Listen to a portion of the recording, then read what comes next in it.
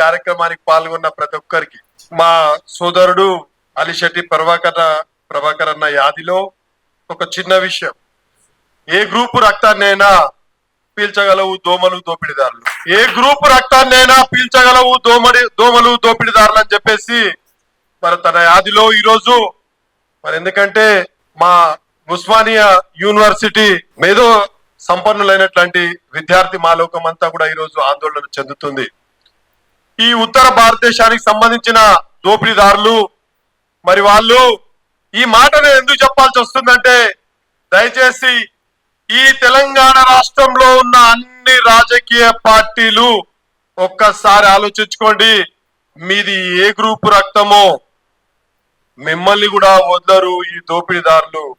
దయచేసి ఆలోచించుకోండి. ఉత్తర భారతదేశం నుండి విచ్చేసిన మన ప్రాంతానికి మన ధనమే కాదు మన ప్రతి విషయాన్ని దోపిడీ చేసి వారి యొక్క పెత్తందారితనాన్ని మరి వారు మన పైన రుద్దాలని ఆలోచించినప్పుడు మరి మీరెక్కడ కూడా వాళ్ళకి అడ్డు నిలువు ఉండదు. ఖచ్చితంగా మీ రక్తాన్ని కూడా పీల్చేస్తారు. దయచేసి మీరు ఈ యొక్క గ్రూపులు ఉంటాయి కదా, బ్లడ్ గ్రూప్ ABCDD ఆ గ్రూప్ లో గాని ఇక్కడ ప్రస్తుతం ఈ విముక్త చిరుతల కచ్చి పార్టీ పక్కన పెట్టినట్టయితే మిగతా రాజకీయ పార్టీలు మరి మీరు ఏ గ్రూపు ఆలోచించండి. ఉత్తర భారతీయులు మీ రక్తాన్ని పీల్చి మిమ్మల్ని పిప్పి చేసి మిమ్మల్ని పూర్తిగా ఈ దక్షిణ భారతదేశంలో నుండి కనుమరుగు చేసే పరిస్థితి దగ్గరలో ఉంది. కాబట్టి దయచేసి ఈ యొక్క ప్రాంతీయ ఏ రాజకీయ పార్టీ సోదరుడైనా దయచేసి ఒక్క విషయం ఆలోచించండి. ఇప్పుడు ఈ ఆవేదన చెందుతున్న ఈ యొక్క తెలంగాణ రాష్ట్ర ప్రజల పక్షాన నిల్చొని ఈ దోపిడీదారి వ్యవస్థను మాకంటే ముందే మీరు ముందు వరుసలో ఉండి ఎండగట్టాలని చెప్పేసి కోరుతా ఉన్నాం. సామాన్ దొరికినప్పుడల్లా పని మాత్రం స్టార్ట్ చేస్తా ఉంటా. కాబట్టి చాలా రోజుల కిందట గతంలో తెలంగాణ బహుజన కార్మిక సంఘం అని చెప్పేసి నేను స్టార్ట్ చేసి మరి జహీరాబాద్ లో మా దగ్గర మహేంద్ర అండ్ మహేంద్ర అనే వెహికల్ యూనిట్ ఉంటది. వెహికల్ యూనిట్ లో ఎవరెవరో మహామహావీరు ఆ వెహికల్ యూనిట్ కి కార్మిక నాయకులుగా కొనసాగించారు.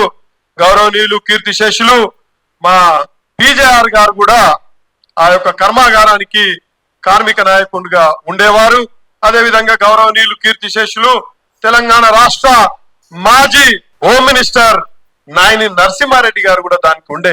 అయినప్పటికీ కూడా సోదరులారా, మరి ప్రస్తుతం ఉన్న ఒక కమ్యూనిస్ట్ పార్టీ నాయకుడు మరి నేను ఎప్పుడైతే ఆ మహేంద్ర అండ్ మహేంద్రలో కార్మిక సంఘం ఏర్పాటు చేసినప్పుడు 2009లో కూడా తనే నాయకుడు.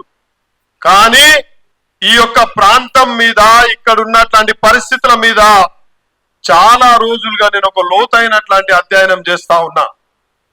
ఎవ్వరు కూడా ఈ ప్రజలను పట్టించుకోవాలి, వీళ్ళను భవిష్యత్ తరాలలో ఈ యొక్క ప్రాంతాన్ని ఇతర రాష్ట్రాలలో ఒక అగ్రగామిగా నిలపాలి, ఈ యొక్క ప్రాంతాన్ని కీర్తికీటంగా భారతదేశాన్ని నిలపాలనే ఆలోచన చేసేటట్లాంటి నాయకులు ఈ ప్రాంతంలో ఎవరు కూడా కనిపించడం లేదు. ఏదో పూర్వం రాజుల కథ చెప్తారు చూడు, ఏ రాజైనా పోతురాజు.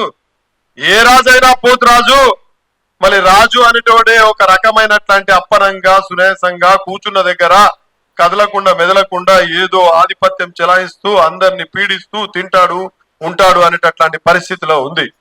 అయితే కాబట్టి సోదరులారా, ఈ వేదిక నుండి నేను తెలంగాణ ప్రజలందరూ కూడా కోరుకునేది ఏంటంటే, దయచేసి మనం అనుకుంటున్నాం, చాలా మంది నాయకులు కూడా అనుకుంటున్నారు ఎవరు పట్టించుకుంటారులే, విముక్త చిరుతల కచ్చి పార్టీ ఏదో మాట్లాడుతుందిలే. దయచేసి ఇది ఎప్పుడు కూడా అనుకోకండి. ఖచ్చితంగా ప్రజలు ఆలోచిస్తుండ్రు. ఎవరు తనవాడు, ఎవరు మందివాడు, ఎవరి ప్రయోజనాల కోసం పనిచేస్తుండ్రు, ఎవరికి ఏ రకంగా దోపిడీ చేస్తుండ్రు. ప్రస్తుతం ఉన్న పార్టీ గాని గతంలో అధికారం కోల్పోయిన పార్టీ గాని దయచేసి వారి యొక్క విధి విధానాలు వాళ్ళ యొక్క ప్రణాళికలు తీయండి. ఏ రకంగా ఉన్నాయో చూడండి. పొద్దస్తమానం రకరకాల దోపిడీదారులకు అడ్డం పెట్టుకొని వారి యొక్క ప్రతి విషయాన్ని వారి యొక్క ఇచ్చినట్లాంటి ఏదైతే పార్టీని రన్ చేసుకోవడానికి ఇచ్చినట్లాంటి ఏవైతే నిధులు ఉంటాయి కదా, ఆ నిధులను అన్నిటినీ కూడా మరి వారి దగ్గర నుండి రాబట్టుకొని భవిష్యత్తులో ఇంకా 100 ఏళ్ల దాకా పార్టీని నడిపించుకోవడానికి ఏ రకంగా ప్రవర్తించారో మనం అన్ని ప్రచార మాధ్యమాల్లో కూడా చూసినాం. ఎందరికి ఎన్ని రకాల ఎన్ని వేల కోట్ల ఎలక్ట్రానిక్ బ్రాండ్స్ వచ్చినాయి అనేది కూడా మనం ప్రచార మాధ్యమాలలో చూసినాం. ఎప్పుడో 50 సంవత్సరాల కింద పుట్టిన పార్టీకి మొన్న పుట్టిన ఒక 14, 15, 20 ఏళ్ల పార్టీకి కూడా సమానమైనటువంటి ఎలక్ట్రల్ బాండ్స్ వచ్చినాయంటే మరి ఏ రకమైన వ్యక్తుల దగ్గర ఏ రకమైనటువంటి మళ్ళీ వాళ్ళు ఏ రకమైనటువంటి మాధ్యమాలను అడ్డం పెట్టుకొని మన వాళ్ళని ఎట్లా గుంజునరో మరి అన్నిటి వెనకాల ప్రజల రక్తం దాగేటట్లాంటి పరిస్థితులు ఉన్నాయి కానీ ప్రజలకు మేలు చేసినట్లాంటి ప్రణాళికలు ఎక్కడ కూడా కనిపించట్లేవు. ఈ యొక్క ప్రజల సంక్షేమం ముసుగులో ప్రజలను పీడించి ప్రజాధనాన్ని పూర్తిగా కుళ్ళగొట్టినట్లాంటి ప్రతి సంక్షేమం ఉంది. ఒక్కసారి లోతుగా మరి మనం ఆలోచించినట్లయితే ఏ సంక్షేమ కార్యక్రమం అని తీసుకోండి, పేరు పేద ప్రజలది, నిండే జేబులు మాత్రము రాజకీయ పార్టీలు నడిపేటట్లాంటి నాయకులై ఒకసారి దయచేసి ఆలోచన చేయండి. అది గత ప్రభుత్వం కావచ్చు, నేటి ప్రభుత్వం కావచ్చు. ఇంకా పోతే మొన్న 450,000 కోట్ల రూపాయలు ఈ యొక్క వినాయక చవితి ఉత్సవాలలో బిజినెస్ జరిగిందని చెప్పుకుంటా ఉన్నారు. సోదరులారా, ఇది గమనించండి. ఎన్ని వేల కోట్ల బిజినెస్ అన్న జరిగిండొచ్చు, కానీ దయచేసి ఈ వేదిక మీద నుండి నేను రాష్ట్ర ప్రభుత్వానికి ఒకటే తెలియజేస్తా ఉన్నా, రాబోయే రోజులలో మనకు డిఆర్డిఏ ఒక విభాగం ఉంటది, కాలుష్య నియంత్రణ కూడా పిసిబి కూడా ఒక విభాగం ఉంటది. మరి ఈ యొక్క పిసిబిని డిఆర్డిఏని రెండుని అనుసంధానం చేసి ఏ మతస్థులైన ఉత్సవాలు చేసుకుంటే వారి యొక్క అనుమతుల మేరకు వారి యొక్క ఆలోచన విధానం మేరకే చెయ్యాలని చెప్పేసి నేను కోరుతా ఉన్నా. ఎందుకంటే ఉత్సవాల ముసుగులో దేశానికి అతిపెద్ద కీడు, రాష్ట్రానికి అతిపెద్ద కీడు కూడా దాగి ఉన్నదన్న విషయాన్ని కూడా ఈ సమావేశం నుండి నేను తెలియజేస్తున్నాను. నేను జీలకర్ర సిన్నతో ఒక చిన్న విషయాన్ని కోరుతా ఉన్నా. ఒక మొక్కవని జీవితం లేక చిన్నగా తెలంగాణ రాష్ట్రంలో ఈ విముక్తకి చిరుతల కచ్చి అని చెప్పేసి ఒక పార్టీని మరి తను ముందు తీసుకెళ్తున్నారు. కానీ దయచేసి రాబోయే రోజులలో మీ పార్టీ సమావేశాలు ఏమున్నా కూడా పార్టీకి సంబంధించిన పార్టీ గుర్తు దాని మీద ఖచ్చితంగా బ్యానర్ మీద ఉండాలి.